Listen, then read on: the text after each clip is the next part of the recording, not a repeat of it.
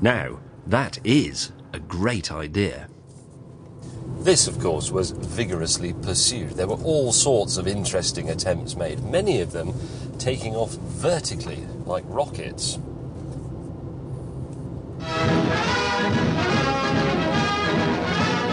America lifts the security veil from the Ryan X-13, a jet plane that solves the problem of runways by just not needing one. The X-13 uses a vertical takeoff, and that's no mere gimmick. Well, actually it was. These tail-sitters were notoriously difficult to land because the pilot was lying on his back, unable to see. Not to be outdone, Britain pitched in with its best early effort, which was this contraption, known as the flying bedstead, for obvious reasons. It could hover, but little else. It did show, though, that it was possible to put the pilot in such a way that he could see where he was going. With the flying bedstead, Britain makes another valuable contribution to the advance of jet aviation.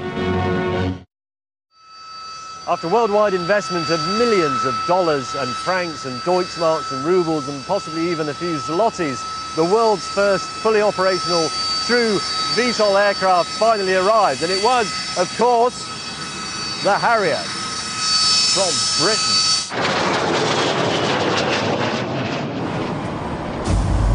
the design of the Harrier is inspired.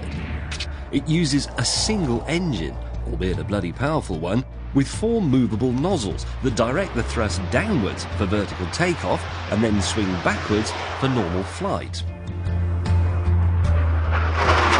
It's an outstandingly elegant solution to the problem, and the idea was first outlined by one Michel Wibo. That's Michel as in a boy's name. That's right, he was French. But Monsieur Wibo then had a large cup of coffee and became too jittery to take the idea any further. Instead, it took tea-drinking and pipe-smoking British genius to make it work, and in 1966, the production Harrier lifted into the air for the first time. It's one of the most revolutionary aircraft designs of all time. It's so good that it's been in service with the RAF for 40 years and is currently serving with great distinction in Afghanistan. But VTOL is not without its own foibles, as I'm about to find out in the expert hands of Flight Lieutenant Fraz Barley. Morning, morning.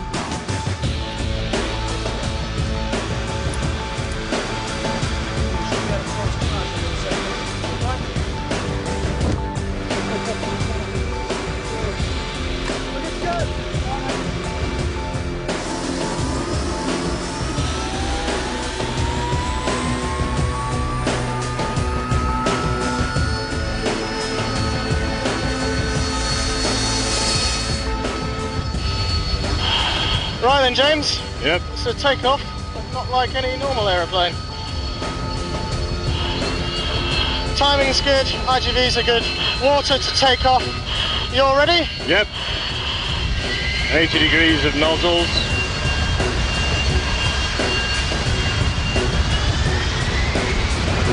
Whoa! Well, hey! Crikey! That was great. It takes a lot of skill to fly the Harrier. When it's hovering, the entire weight of the aeroplane is being supported by the thrust from just 4 jet nozzles. That's really weird. The wings are utterly useless. In fact, they're worse than useless. They're dead weight. So that's 8 tons of aeroplane balanced on a column of expelled gas. Does that ever stop amazing you?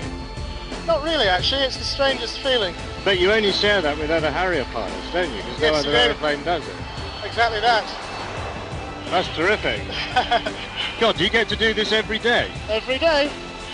You lucky soul. Turn the nozzles backwards and you have a normal aeroplane once more. And in combat, and in the right hands, it can pull a stunt that no other aircraft can match. A VIF, that is, vectoring in forward flight, pointing the nozzles forwards. in effect flying flat out and then slamming it into reverse gear. And to demonstrate, we need an assistant Harrier. Tom Cruise? Top Gun? My foot. Okay, I'm about to bring the nozzles in, and you watch how quickly we decelerate, okay? Okay. Just make sure you're ready. Yeah, right. Oh!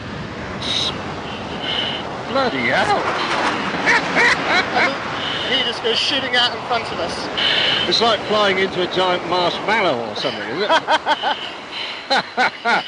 Bye, chaps. That's remarkable. So what did our airspeed drop to then? Dropped to about 250 from 400. Good God, so now you could just shoot him down. Oddly, despite my encouragement, he wouldn't.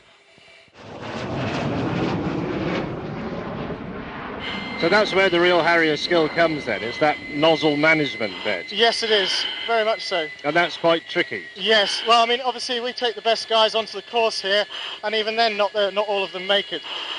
So the cream of the RAF's fighter pilots get to fly the Harrier, and not all of those get through the course. Exactly that. So that's a measure of how tricky it is, really. It is fairly difficult, I have to say. So that's 80 degrees of nozzle you just Yeah, whacked that's in. the hover stop. Wow, that's a very weird thing. We're still in the air, but we've stopped. That's not right.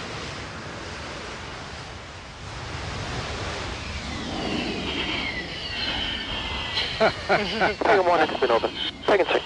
That is genuinely uncanny. The Harrier is the only jet able to pull this VTOL stunt. But it does have its problems. For a start, unless you are a very gifted pilot, there's no guarantee you'll even get it off the ground.